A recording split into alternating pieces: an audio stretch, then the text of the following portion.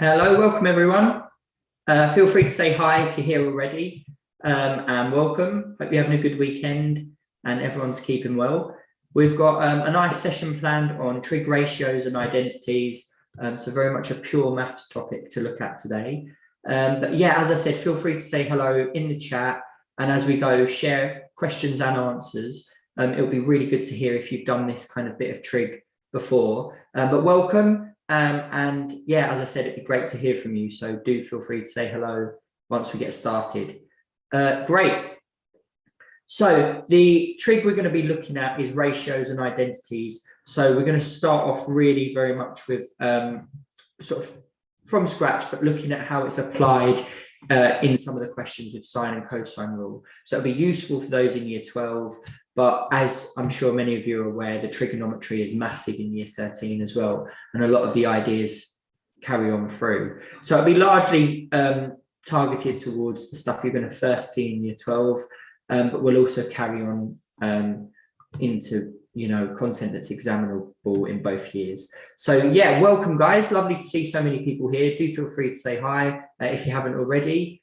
Yeah, absolutely. So yes, I'll share the slides so you can kind of see what it's all about, but do feel free to download the slides from the description. Hopefully you'll be able to access those shortly unless you can already. Download the slides and have a little look. Hi guys, welcome. I'm going to share the screen now so we can get started. But as I mentioned, we're going to be looking at trigonometry today, and we'll start now. So I'm just about to share the slides with you all.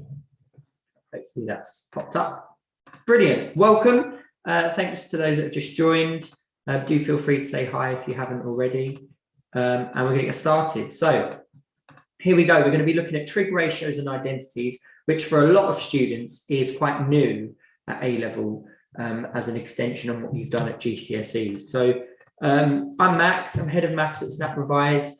I did a maths degree a few years ago, and I've been teaching A-level maths and below GCSE and Key Stage 3 ever since. And it's been a really interesting time with the changes in the A-level to sort of see how it's evolved and the sort of the things that students are having to deal with as the GCSE changed as well. So it's been a good time for teaching A-levels. And actually just on that point, I will come back to this towards the end, but just so you guys are aware, Snap Revise are running A-level exam crash courses in the Easter holidays. So if you haven't seen this already, it's something that's really worth looking out for. They're going to be taking place in Regent's University in London, but also by live stream. And they're going to be like a crash course on the A-level. What's been really exciting is they've been able to target this content to the stuff the exam boards and the government have sent out for you guys this year. So really important. I'm going to talk about that towards the end. The link is in the chat, so hopefully you guys can access that. But there's a load of resources that have been really carefully designed and tailored towards this year's exam specifically. So I'll talk about that a little bit later. I'm keen to crack on though. We're going to have a little look at trig today. But yeah, if you weren't aware of that, the seminars are coming up in the Easter break. So something quite exciting and hopefully really useful for you guys approaching exams this year. Brilliant. Right, I'm going to move on. What we're going to look at today is solving harder triangle problems involving sine and cosine rule.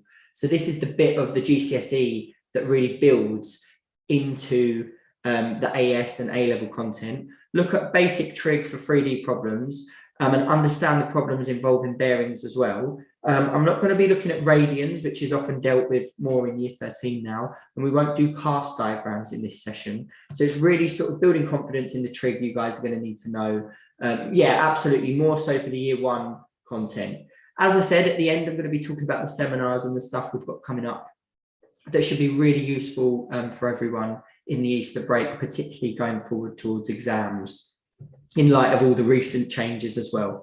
Right, here we go. So just recapping the very basics that you should all be happy with since GCSEs. Sine is our opposite over our hypotenuse. Cos is adjacent over hypotenuse. Tan is opposite over adjacent. We know that there's identities that stem from this, and I appreciate this should be very much a quick recap. So this is for right angle trig. We know that beyond that, there's so much now we're doing with trig that we sort of move away from just triangles and we use it to model everything kind of all sorts of scenarios. Now, the area of a triangle, basically half times opposite times adjacent for this scenario, or half AH sine theta. Right, I'm going to move on because hopefully that's a real basic recap. Now, this content will appear on AQA, OCR, and EdXL, and it will just filter into a lot of the harder modelling questions. So it's really important to kind of pick out and fine-tune these ideas carefully. We'll start with some triangle problems that you guys might have come across in year 12. For those in year 13, it might feel like quite a while ago since you did some of these problems, but it's good to go over this sort of stuff as a reminder. So the sine rule, does everyone recognize this? There's sort of two versions of it. And it should be hopefully something you've even seen at GCSE. Many of you will know that for A levels, the way it gets a little bit more involved is that actually they're a lot more algebraic. It ties in with quadratics. They're much bigger problems than we would have seen at GCSE. And the cosine rule is the one that sort of smells like Pythagoras, because it effectively is the Pythagoras of non-right angle triangles. If we put in the angle as 90 degrees, this just sort of turns into Pythagoras theorem. So this is the cosine rule. And just in terms of the labeling up, that's more targeted at the year 12 content, but as I said, the bigger questions we're going to look at together today. So just as a little reminder for labeling up, when we're using these rules, that we use the capital letters generally to represent the angles, and then the corresponding lowercase letters to represent the lengths opposite. So hopefully everyone's kind of fairly happy with that. And now we'll look at a kind of cosine rule and sine rule problem together. So here we go. If we have a scenario like this, hopefully what we can see is if we're going to turn this into a triangle related problem, it might be helpful to put in this diagonal here. Maybe we'll call it L, and that will be the shared length. And then we've got two scenarios we can deal with. So first of all, in order to find L, what rule could I use here? Yeah, excellent. And please do share answers and questions as we go. It'd be great to hear from everyone.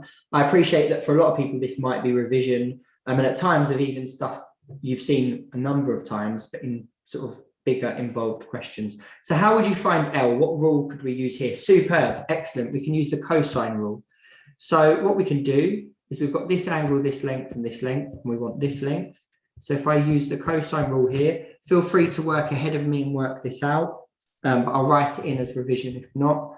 So what we're going to do is we're going to do 7 squared plus 14 squared minus 2 times 7 times 14 times, cos 80, cosine of 80.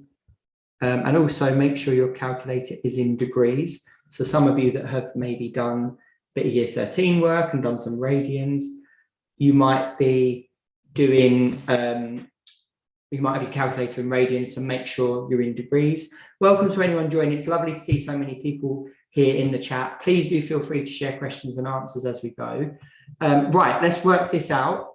Right, let's do it. So 49 plus 196 minus 196 cos 80. And let's see what we get.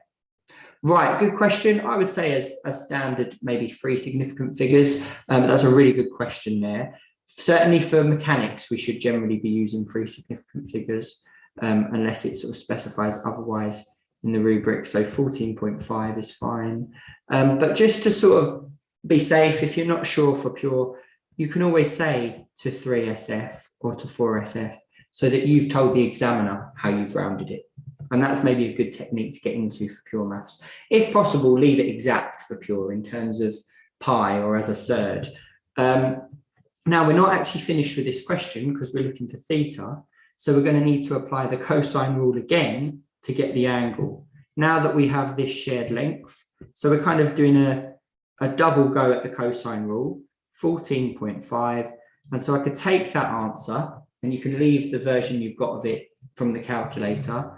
And I'm going to say that theta is inverse cos of 10 squared plus 8 squared minus that previous answer squared, which you can use the more exact form of from the calculator, over 2 times 10 times 8. And please do feel free to share any answers you've got as your final answer for theta. And again, maybe give it to 3 significant figures. So in terms of proof, I'm not sure we've got as many proof questions, but I can talk about that towards the end, and the process of moving from left to right, because that is a big topic at A level. We're going to be looking more at sort of a lot of the problem solving stuff, which is when you're maybe missing information or it's very algebraic. But I'm happy to talk through what would be needed for a proof. So let's have a little look. Our final answer here, I think we get 107. Let me have a little check and check we agree, making sure we're in degrees. So inverse cos of, lovely, but great questions and answers, guys. Keep them coming in as well. So it's 10 squared plus 8 squared minus our previous answer squared all over 2 times 10 times 8. Let's have a little look. Let's see what we get. Yeah, so 107 degrees. Lovely. Well done, guys. Brilliant. So I'm going to keep going.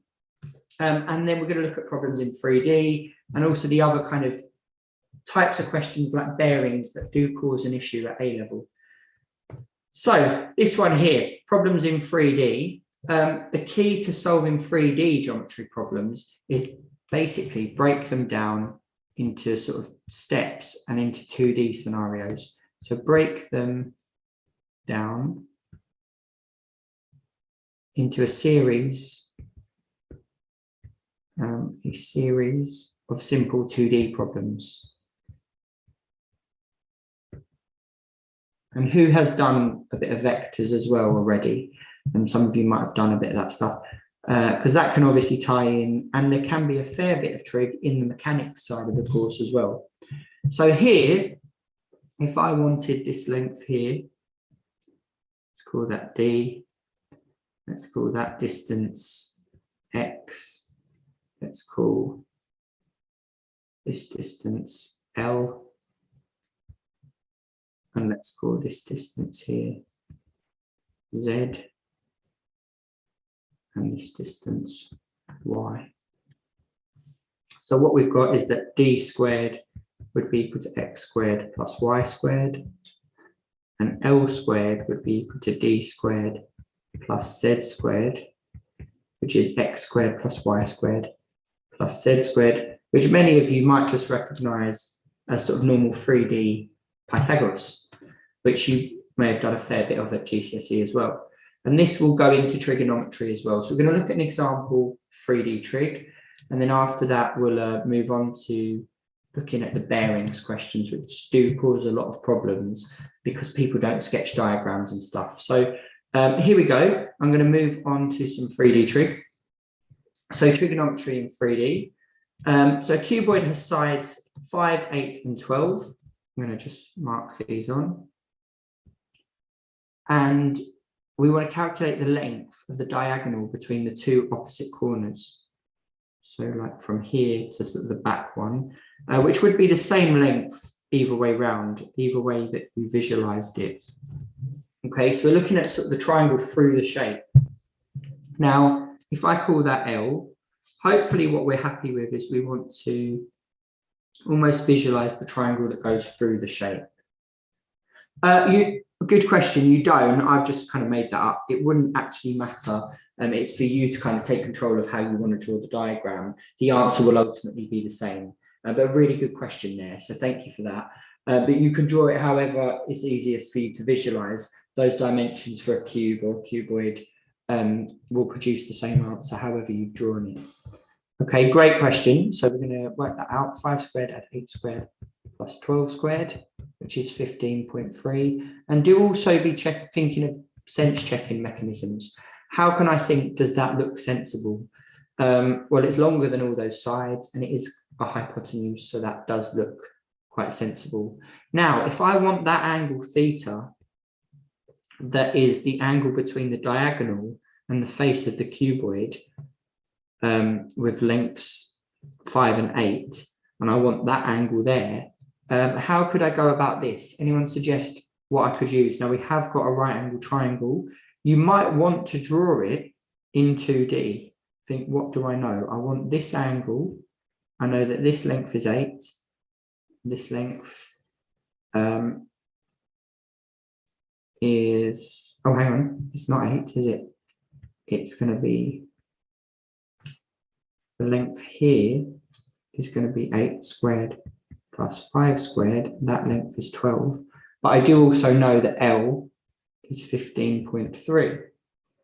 So because it's a right angle triangle, you can actually just use simple trigonometry, sine, cos, or tan, using the lengths you've got. So we could just do tan inverse of opposite 12 over the adjacent, which is this one, sort of along the hypotenuse, the diagonal of the floor, which is root 8 squared plus 5 squared. You could equally have used sine or cosine using the length you found in the first part. And what we're going to get here, if anyone's got it, do share your answer for the angle here. Please do also ask if you want me to clarify anything, but this is sort of a standard 3D problem, and we're going to take these ideas a bit further. So has anyone got an angle there they'd like to share? Let me know. And hopefully we can all see where that length came from, as that was the other way of doing it, finding the sort of hypotenuse along the base of the floor. So let me know what angle you get coming out for that. And we'll check we agree. So you could use inverse tan of opposite over adjacent, and obviously checking we're in degrees, not radians. Lovely, brilliant answer, I agree. Good. Right, I would avoid, that's a really good question. I would avoid sine and cosine rule when it's a right angle triangle. They should still work, but it's kind of overly like unnecessary, because you could just use SOHCAHTOA, you can just use sine, cosine, and tan because it's a right angle triangle. So that's a really good question. It should still work, but it's like an unnecessary amount of work. So we should always be looking for like the right angle trig if possible.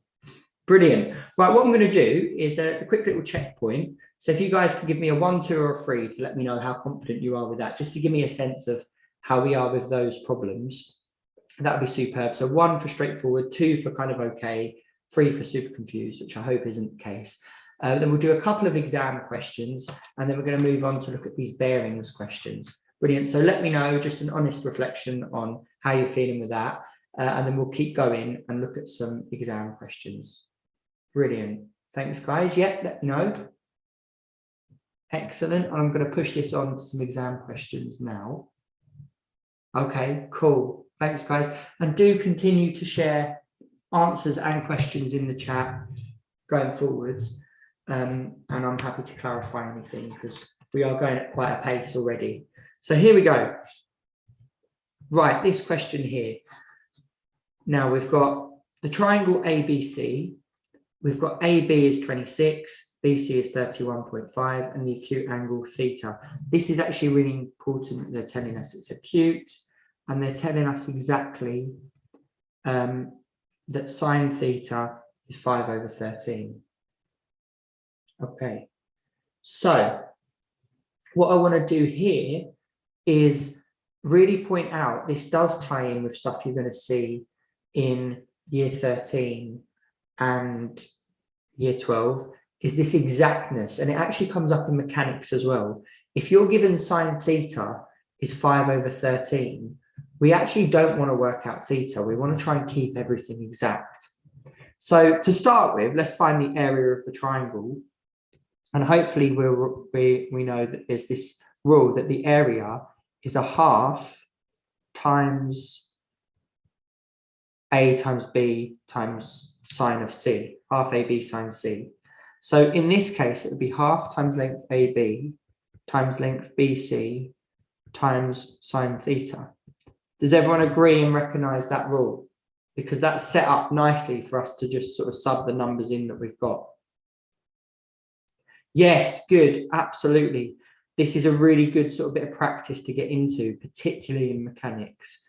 We want to keep things exact. A really common mistake at A-level is people see that, and the first thing they do is inverse sine 5 over 13, arc sine of 5 over 13, get this horrible decimal and try and use that. We want to, where possible, keep it as that nice little fraction. There's a really important technique that will become so important in things like mechanics going forwards. Right, what do we get as an answer here, guys? So this one we could maybe give to 1DP or 3 significant figures. Let me know what we get. What have we got?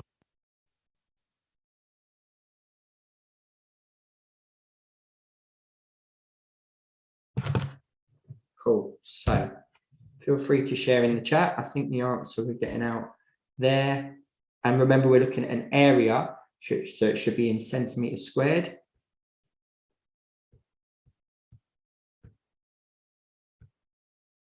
Yeah, absolutely. Brilliant, guys. Now, the next thing is going to tie in with a bit of identities. Finding the exact value of cos theta. I think this is a really important question. Again, tying in with what I just mentioned about mechanics and moving forwards. Brilliant.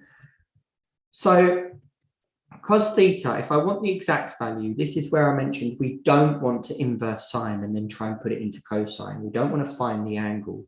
There's another way. Does anyone know an identity linking sine theta and cos theta? There's two main identities you do in year 12, and there's a few more that stem from that.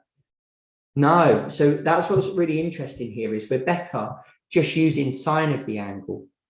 I don't need to inverse sine it to then put it back in sine, because I know sine theta is 5/13. So that's a really good question there. If you did sine theta is inverse sine of 5/13, you get a decimal and you round it, and then you put it back into sine, rounded, you lose exactness. Right, brilliant. So we have got this identity that sine over cosine is tan. That's one of the identities, and that's really useful. And another identity that we have that we're going to use a lot for this stuff, although we will use the tan one as well, is that sine squared theta plus cos squared theta is identically equal to 1. Now, if I rearrange that, I know that cos squared theta is 1 minus sine squared theta. And then if I root that, I know that cos theta is identically equal to the root of 1 minus sine squared theta. So again, without having to find theta, I can sort of sidestep it. Brilliant. Good. And I'll mention that in a second. That's a lovely suggestion there about drawing the triangle. Cos theta in this case then is equal to root 1 minus. Now sine theta is 5/13. So sine squared theta is 5/13 squared. And so 5 squared over 13 squared, which is 25 over 169, take that off of 1 and square root it, you're going to get 12/13. And some of you have mentioned that you could draw a nice little Pythagorean triangle where we know that sine is opposite over hypotenuse. So can everyone see that if sine is 5/13, that's like having the opposite as 5 and the hypotenuse is 13. And so the adjacent would have to be 12 using Pythagoras. And then what you can do, so this is in answer to those that have said about using the triangle, I think that's a lovely method. A way of not doing the identity necessarily is to use a little triangle like this. You know that sine theta is opposite over hypotenuse. So if you draw a little triangle with the opposite as 5 and the hypotenuse is 13, and you do 13 squared take away 5 squared is 12 squared, you've drawn the little triangle out now. So if I ask for cos of theta, I would know that cos is adjacent over hypotenuse, which is 12/13, which is what we got using the identities. Does that make sense how I can use that little triangle? So that was a brilliant suggestion that the triangle can also be used. And because it's acute, they're all positive. Sine, cos, and tan are all positive. Yes, you can prove that sine squared plus cos squared is 1. I might have to show you that towards the end if we've got time, but you basically use a hypotenuse of 1. That is theta. The opposite is sine theta. The adjacent is cos theta. And then by Pythagoras, that's where the identity comes from. So that was a very quick explanation of how you do it, but have a little think about that and we might have time to look at it at a later stage. So cos theta for this question ends up perfectly as 12/13. But if this made more sense to you, that's a really good way of doing it as well. Okay, brilliant. Calculate the value of AC. So this one here, AC, we're just going to use a cosine rule, which is great because we now have the exact value of cos theta. So AC squared is going to be equal to AB squared plus BC squared minus 2 times that length times, yeah, brilliant, cos theta, which we now know is 12 over 13. Again, without even having to find what theta is, we can do it all quite exactly. So AC is equal to, if I root all of that, 26 squared plus BC, which is 31.5 squared, minus 2, and well done if you've done this already. I can't keep up with some of you guys. This is great. Times 31.5 times cos theta, which is perfectly 12 over 13 without having to do any rounding. And that comes out as 12.5 centimeters. Well done. Remember your units as well. Okay, so there's a lot going on there. That was a very much A-level take on something that was building on GCSE ideas. But this exact thing, I can't stress how important that will be, not only in the pure, but also in the mechanics. That if ever they give you sine or cos or tan, sine, cosine or tangent as a fraction, they're suggesting that they actually don't want you to go and find theta. Okay, because by finding the angle, which isn't going to be a nice number, you're going to round it. You're going to say something point something. Then you plug that in and you lose exactness when you put it into cosine or tan. Whereas here, we've got it bang on as a perfect ratio, as a perfect fraction, using either the triangle or the identity to get it left in exact form. Because if we're going to want to do anything with the angle, we're going to want to put it into sine, cosine, or tangent. So we don't actually need the angle. We just need to know what comes out in each of the trig ratios.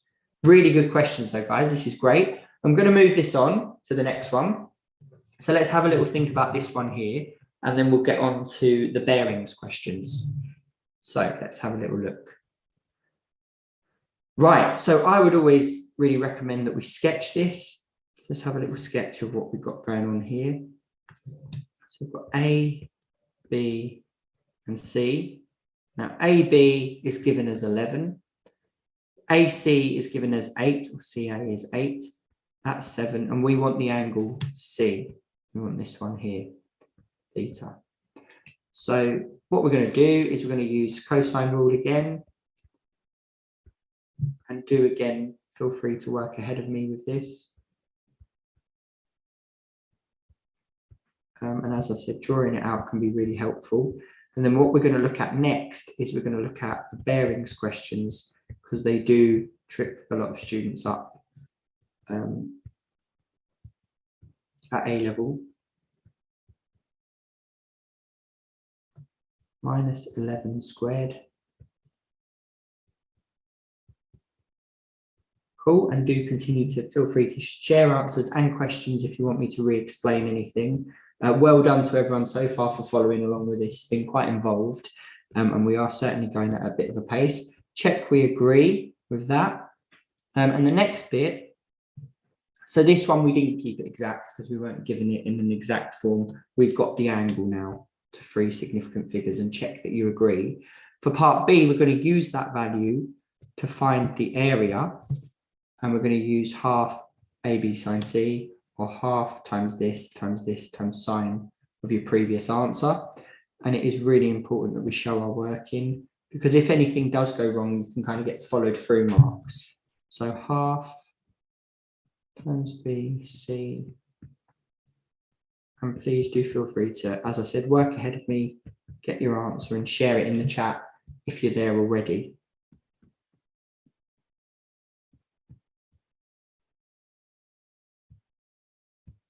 So half times 7 times 8 times sine of 94.1. And what do we get? Let me know. Brilliant. Yeah, lovely, and well done for using units as well. Excellent, guys. So that's really good.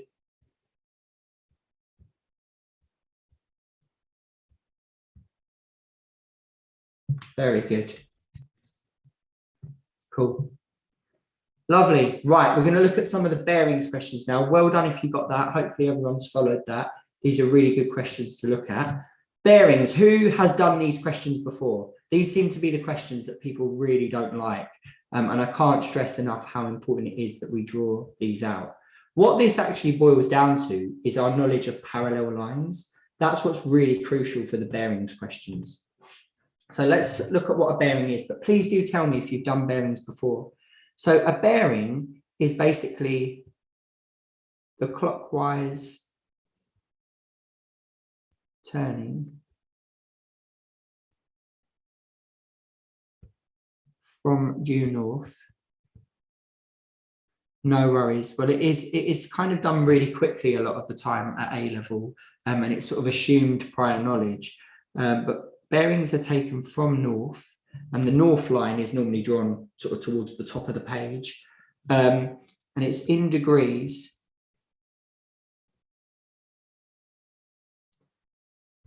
And as we said, clockwise to face a given direction. So we're basically defining everything we're doing from facing north and then giving the angle of where we move to face the way that we're going. Okay, so let's have a little look. So we can find the interior angles from bearings using the fact, and this is the bit that people forget or miss or don't annotate well, the fact that lines pointing north will be parallel. So I'm going to draw these north lines on because we use a lot of co-interior angles. Okay, so here we go. So what we have is we have like at the different points, we have north. You're going to sort of be facing north wherever you're at. So what that means is that if you have this angle here, theta, so let's say this is C, this is B, and this, so A, B, and C, this is theta C. This angle here will be 180 minus theta C, because can everyone see that these are actually co-interior? If you've got parallel lines, that plus that is 180. And likewise, if you have an angle here, this one and this one will add up to 180. They're not the same angle, but they're what we call co-interior for parallel lines. That plus that, so if that's, say, for example, theta A, this will be 180 minus whatever that is. Yeah, does that sort of make sense? Do we recognize parallel lines, that rule? So even if you haven't done much of bearings, or you're not a fan of bearings, or you're not that familiar with how the bearings work, we should all know that in parallel lines, the two co-interior angles add up to 180 degrees. And that's what we're going to use a lot of when dealing with bearings. So brilliant. So a bearing from point B to C would actually be this angle here. Because what we do is we go from north, and we have to always make sure we're going clockwise. So from north, facing north at B, the bearing of C from B is this reflex angle here. That's what a bearing is. And that's what's really important, that we're well practiced and we understand what it's talking about. So let's look at a bearings problem where we might want to draw out the scenario. So let's have a little look. I'm going to move this on. Here we go. So a ship travels 300 kilometers at a bearing of 0-30 degrees, and they typically give it in 3 figures, to a point B, and then 250 kilometers at a bearing of 100 to a point C. Calculate the distance from C to the ship's starting point. Now, this is a classic bearings question, and I would say you really must draw this out for it to sort of make sense. So let's do that. Let's say, right, here's point A. And what has it told us? It goes 300 kilometers. That's the distance. And I'm just drawing it roughly in terms of that's 30 degrees. Probably not very accurate, but it's acute and it's that sort of way. Up to this point B. And then from north here, what happens at B is it goes 250 kilometers on a bearing of 100. Now, so that length is 250 and that angle is 100, because remember, it's always clockwise from north, and 100 is obtuse. So I'm going to say, right, C is somewhere over here. Now, joining this up, we effectively just have this triangle going on. This is really important that you draw this out because there's no way we could easily visualize this without drawing it. I think it's really important and crucial. This is your working out. So if I now want the length AC, let's think about what we do know. Who can tell me what this angle in here would be? Because actually we've got more information in this triangle than we perhaps realize. This angle is 30. What is this angle here? Superb, yeah. So this angle here, remember, it's not adding up to 90, we're adding up to 180. So it's 150, but there are some little processes like that that we do need to look out for. So really, really good. But what we do also need to find is now the angle in here, because this is round a point. So if that's 100, that's 150. Who can tell me the angle in the triangle, which is actually going to be useful for the question? 150, 100, get excellent. Yeah, well done, guys. So this one will be 100. So now just examining the triangle we've got, we're trying to find the distance from C to the ship's starting point A. So we're looking for this length. We've now got an angle and the other two lengths. So what are we going to use? Length, length, unknown length, angle opposite unknown length. What are we going to use? Brilliant. Oh, sorry, you're absolutely right, guys. Well done. Notice my intentional mistake that I was trying to make sure everyone was paying attention to. Yeah, obviously. Yeah, 110. Well done. Thank you for correcting me. We did say that, but I wrote the wrong thing. So thanks very much. It is 110. Lovely. Yeah, I was getting ahead of myself there. I was thinking, what are we doing next? Cosine rule. Well done. 110, and we're going to use the cosine rule. And we've got everything we need. So AC, we're going to use the cosine rule. We could write AC squared, but I'm going to just do it all in one step. Is AB squared plus BC squared minus 2AB times BC times cos of that angle, which, quite right, was 110. Right, good. I'll just clarify. If you have any questions, please do ask. The 150, this was probably the bit that I certainly at A-level struggled to see this a lot of the time, because you're getting quite invested in the bearing scenario that we forget about the parallel line thing. Now, because north is always parallel, these are co-interior. So from your angles in parallel lines, they always add up to 180. So because we know the bearing at A is 30, we can use the fact that north is parallel to say that must be 150. Is that okay for everyone? Yeah, well done and well explained in the chat there as well. There's superb questions, because that is the bit that's going to stop us proceeding with the question. So that is the sort of thing we need to look out for. And it's going through questions like this that are going to get us looking out for those correct things. So parallel lines, and then we're able to go, right, that's 150, that's 100. So what's left? Brilliant. Thank you for clarifying that, because that will be hopefully quite useful for a lot of people. I went through that quite quickly. Good. So we can carry on with this now as just a cosine rule question. And what do we get? So let's put it in with some numbers now, or some more numbers. Yeah, lovely. So allied or co-interior angle sum to 180. So really well done. If you recognize that rule from GCSE or just from before, it's really actually necessary to being able to do this question. So it's just kind of keeping on top of the different things we need to be aware of here. Right, and if you've got an answer, guys, well done. Thank you for sharing if you've already got it. That's lovely. So either to 3SF or 1DP or however you want to round it. I think I agree with that. That's lovely. 451 kilometers, or however you've rounded it. I'm going to write in brackets to 3SF, but if you were more precise than that, maybe state how you rounded it next to it. And then we're kind of covered for saying, yeah, that's how I've chosen to round it.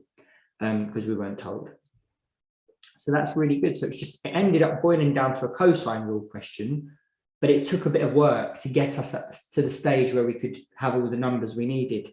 And getting the angle was crucial, because firstly, we really needed this drawn out as a diagram. And then we also needed to be able to find the angles in parallel lines and get everything that was going to give us enough to do the cosine rule here. Brilliant. We'll do another bearings problem and see how we go. Let's have a little look. So this one, again, we might want to be drawing this out.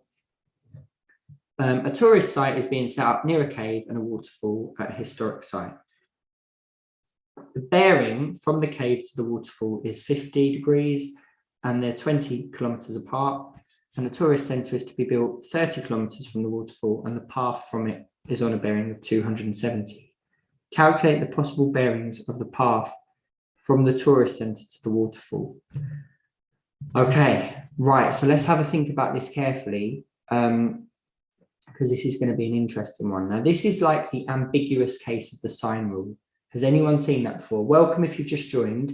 We're looking at the bearings problems that we meet in at A-level, and these can often cause a few issues. This is also coupled with the fact that we're now looking at an ambiguous sine rule question.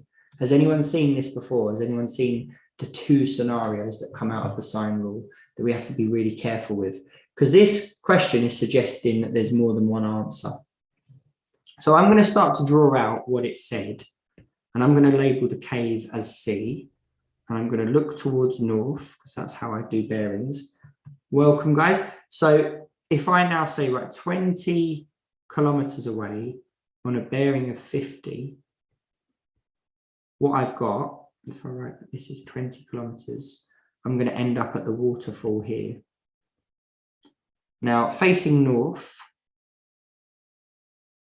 okay, what we've got is that it says a tourist centre, which we'll call T, is to be built so that it is at a bearing of 270 from the cave. So if it's at a bearing of 270 from the cave, is everyone happy that it's actually due east? Okay, is everyone happy that the tourist centre has to be east of the cave? So that if I'm at the tourist centre, whoops, wherever that is, and I do the bearing, it will be 270 degrees to the cave. So the tourist centre could be here. Does that make sense? So that's due, it would be due east of the cave. Yeah. Now, if we're told that the distance from the tourist centre has to be 30 kilometers from the waterfall, that would be 30. But it could also be a bit nearer to the cave. So it could also be 30 this way and still be on a bearing of 270 from the waterfall. So there's like this isosceles triangle scenario. Yeah, absolutely. I know that that was quite involved and I said that kind of quick. We've been told a little bit of information that's made this scenario kind of ambiguous. So what we've been told, the first bit, very much like the last question, was there's the cave, 50 degrees, 20 kilometers away, you've got the waterfall. Fine, that first bit was okay. But then the tourist centre has to be 30 kilometers away from the waterfall.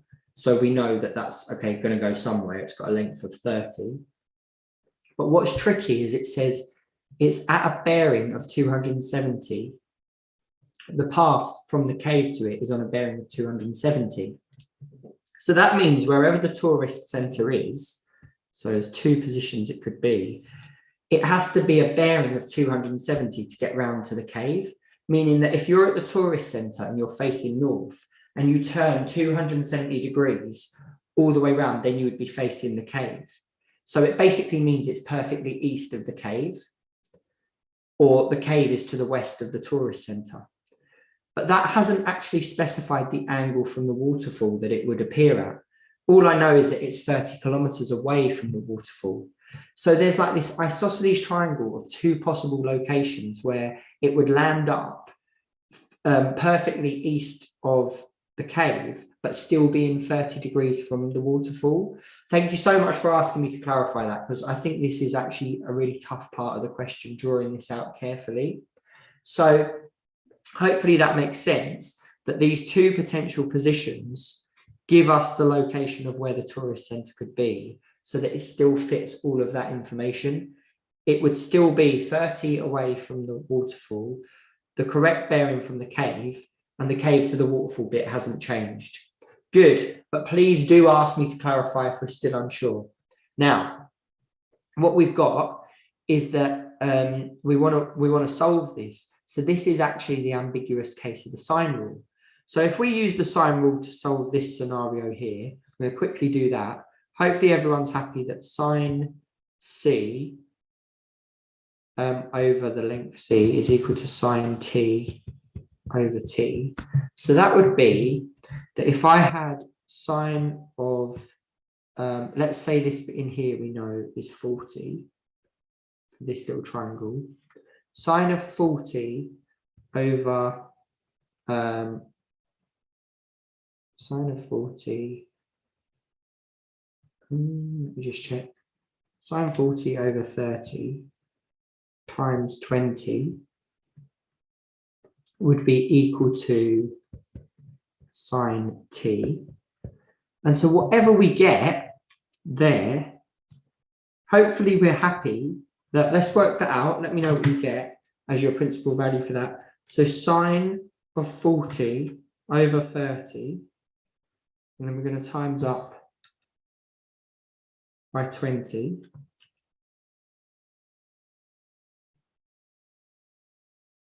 And then we're going to do inverse sine of it.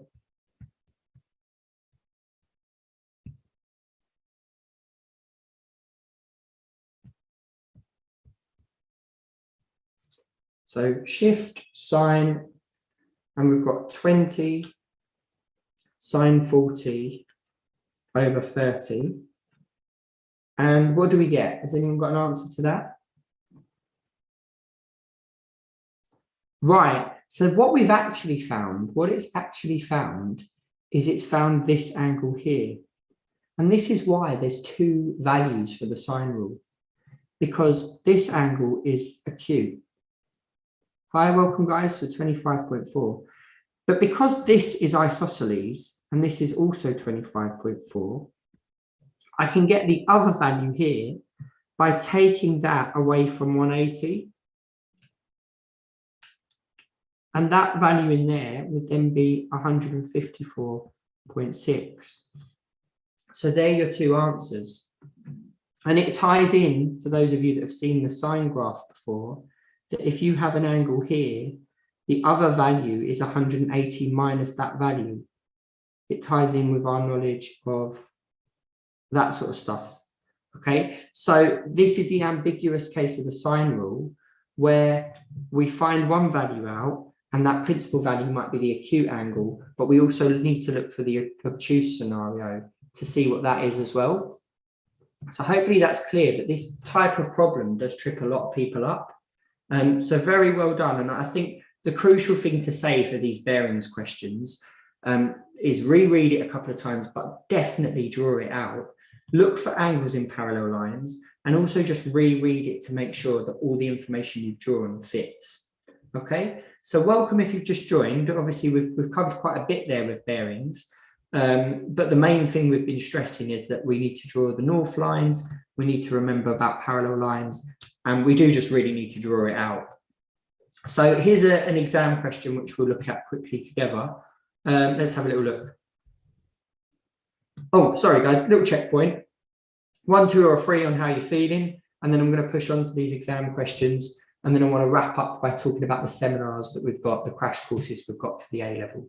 Right, so just a 1, 2, or 3 with how you're feeling. Lovely. Here we go. So this one here, the diagram shows A, B, and C, and we've got the information there. Find the distance AC. So what I might do is I might chop this into right angle triangles. That might help, because I could get that length there using sort of SOHCAHTOA. And then, yeah, that might help us. Also, if you wanted to do the first part, if we find this angle, let's have a little look. So AC,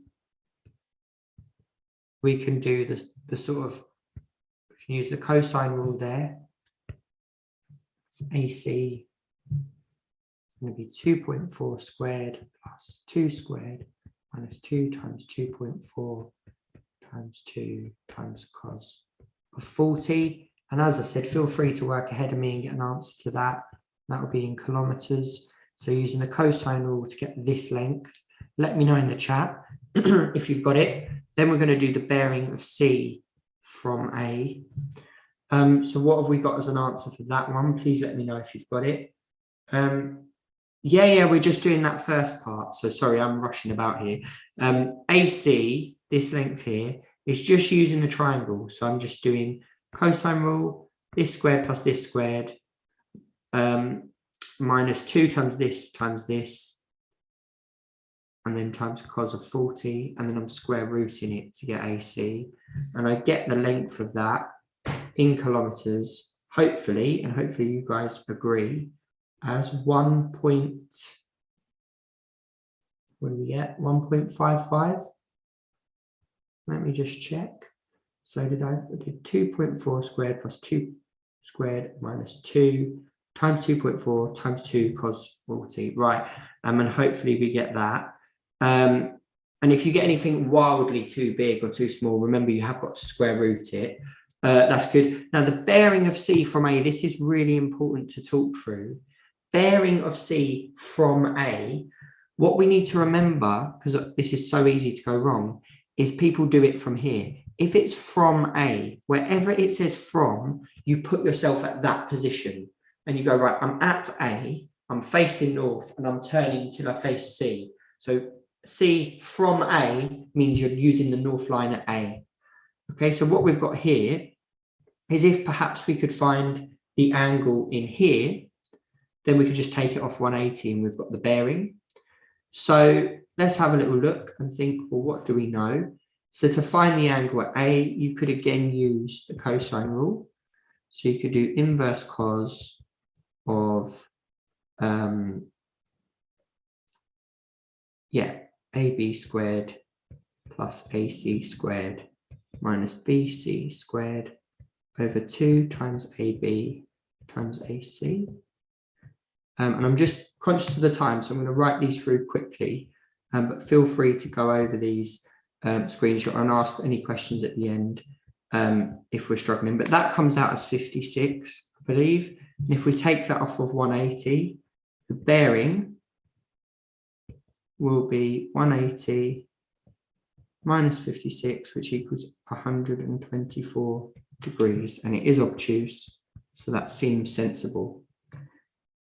Right, now find the shortest distance from the ship to the coastline.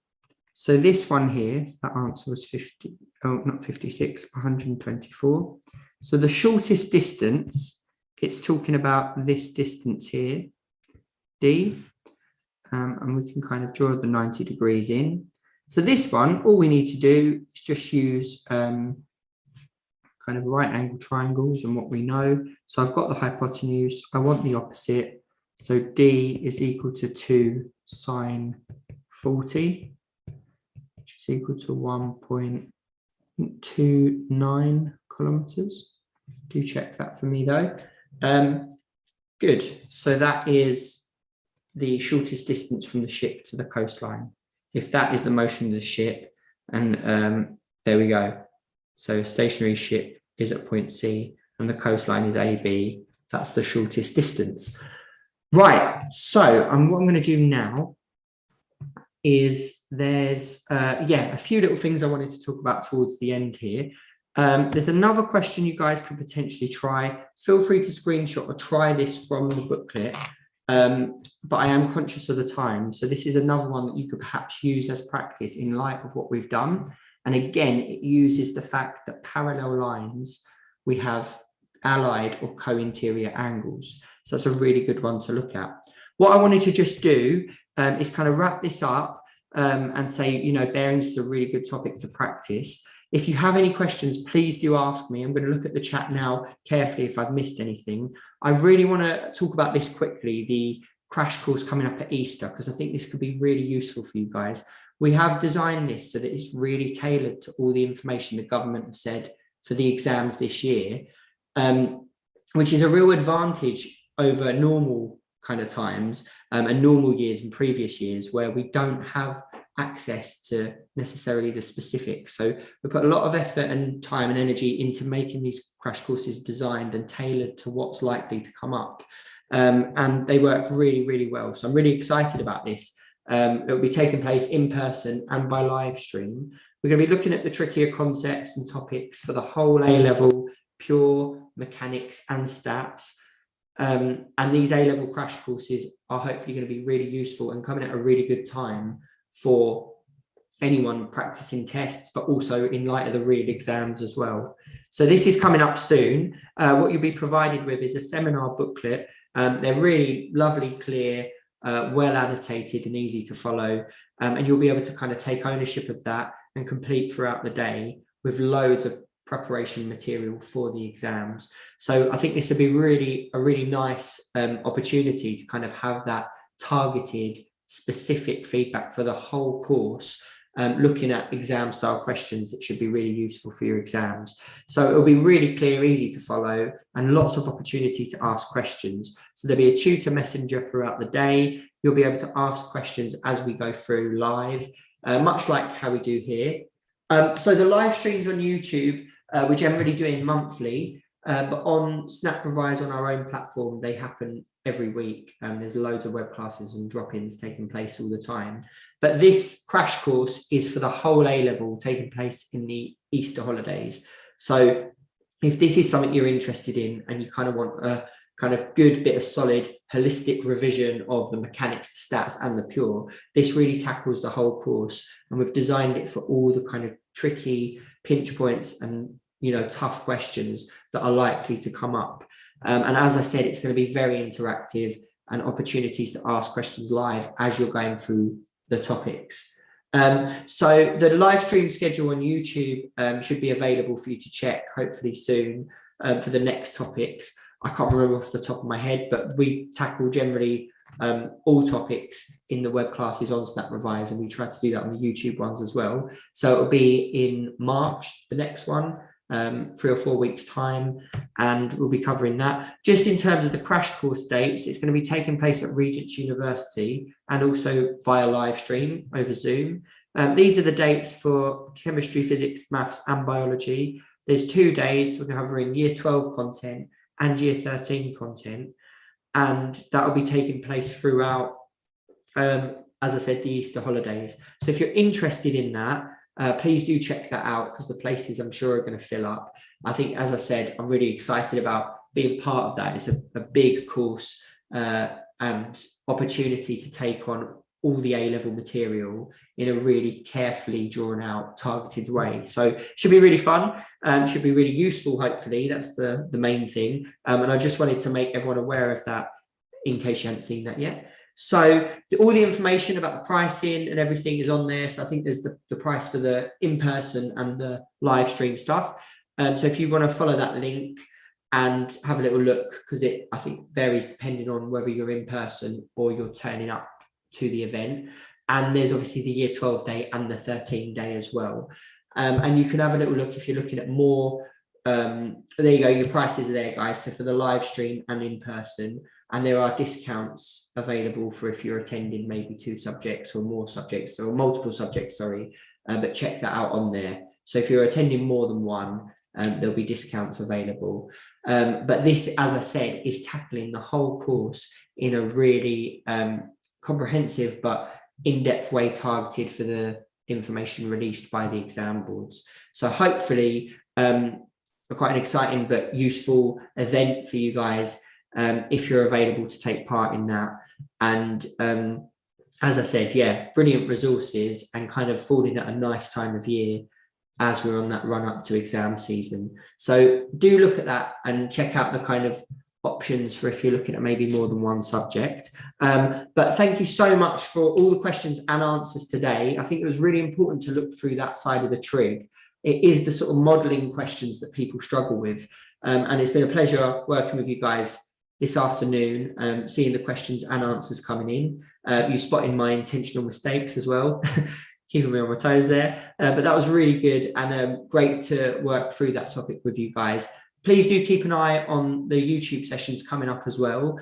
And do check out the live stream, the exam crash course information on the website if you're interested. And feel free to get in touch with us if you want a bit more information, but it's all there on the site. And thank you again. Brilliant work today. enjoy the rest of your weekend, guys, and do keep well, and hopefully see you at a YouTube session in future or at a Snap Revise event, either online or in person. So yeah, thanks very much. Keep well, and great work today. And yeah, best of luck with all exams and mocks and things in the next half term or so at school. Well done, guys. No worries. Take care and great work again. Thanks.